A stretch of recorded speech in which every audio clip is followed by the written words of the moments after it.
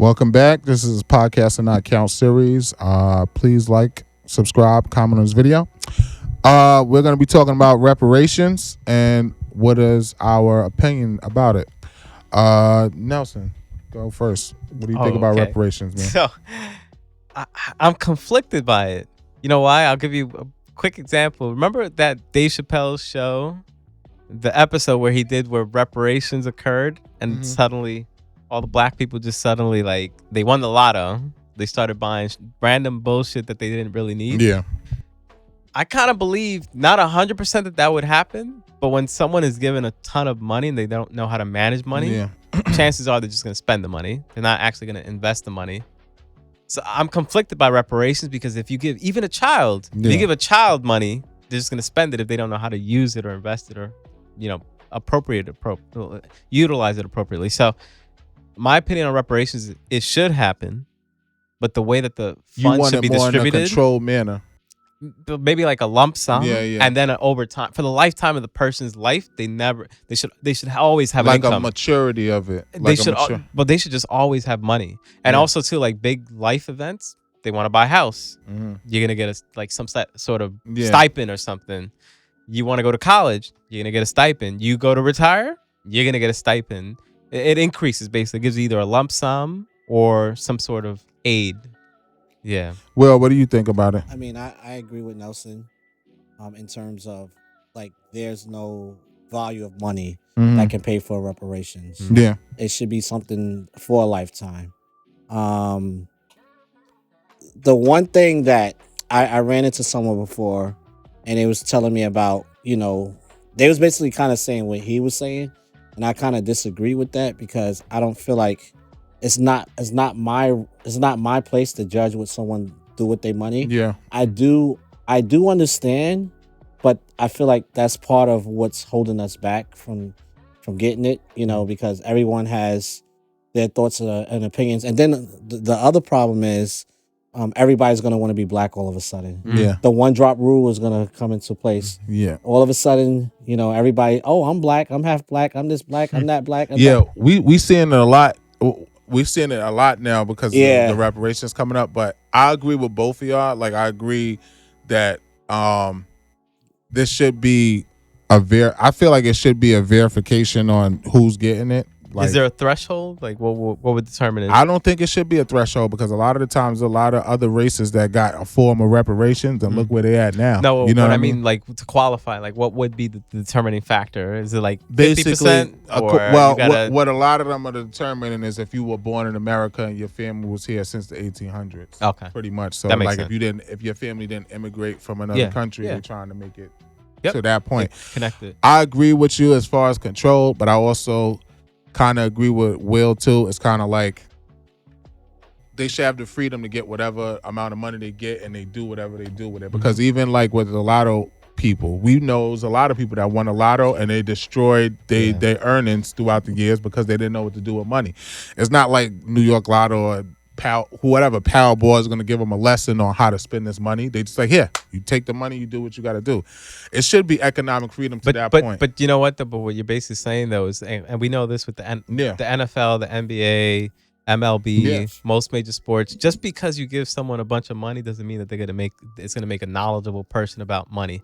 So basically, what I'm saying is, in fact, what some of the major league sports have actually started to do is let's make the person more financially literate. Yeah. But instead of just financially literate, sometimes it takes longer for someone to become literate. So let's control the drug of the money. Yeah, I get what you mean. Let's ease them into the idea of I don't have to flex.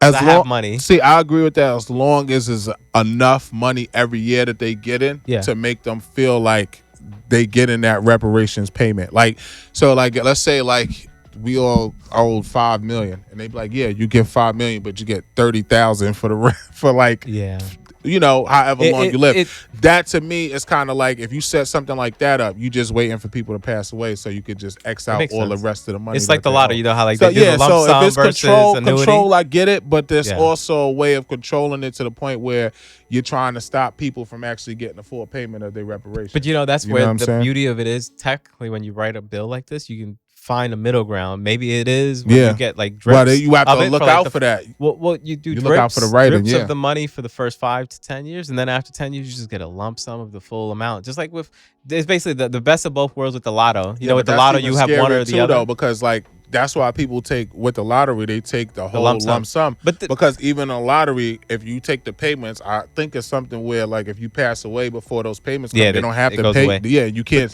But this is the beauty of a bill. To your family. What you could technically do is just write that bill where it's your descendants now get that money. Hopefully they do something like that. It can't just disappear. You need the benefit to someone. I'm not gonna lie, they starting to have these talks now. Yeah, they are. In the world of politics and social justice.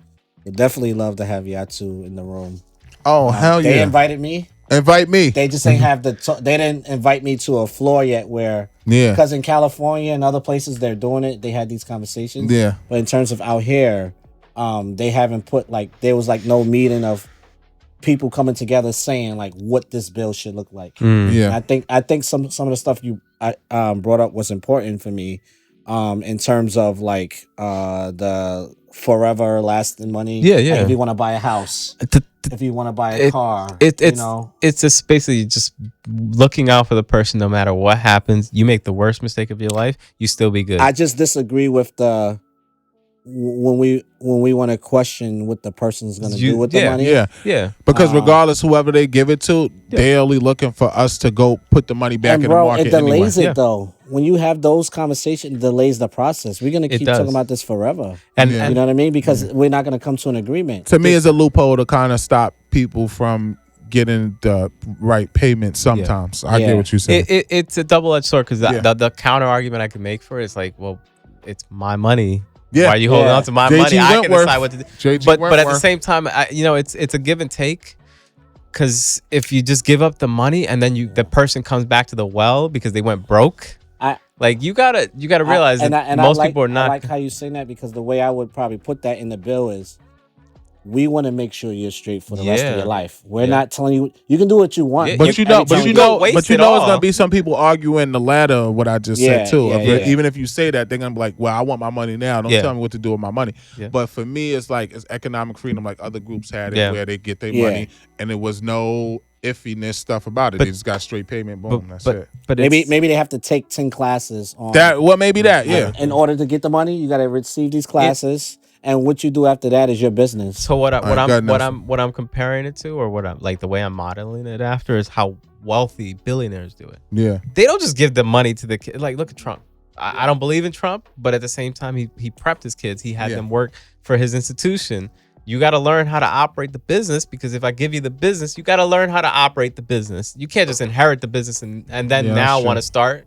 Well, it's the same way. He's taught them how to manage money. Yeah. He didn't just suddenly say, here's all the money. No, he began early. So unfortunately for a lot of people who, if they got reparations, they didn't have that ability for someone to like graduate them to that stage.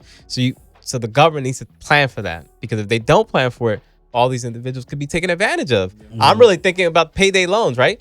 Cool. I know guaranteed for the rest of your life, you're going to get $30,000 a year. All right. I'll lend you $30,000 a year, and if you don't pay, I'm gonna be the beneficiary of your reparations for the rest of your life. Like they're gonna be taken advantage of, man. Yeah. Well, we'll see what happens, man.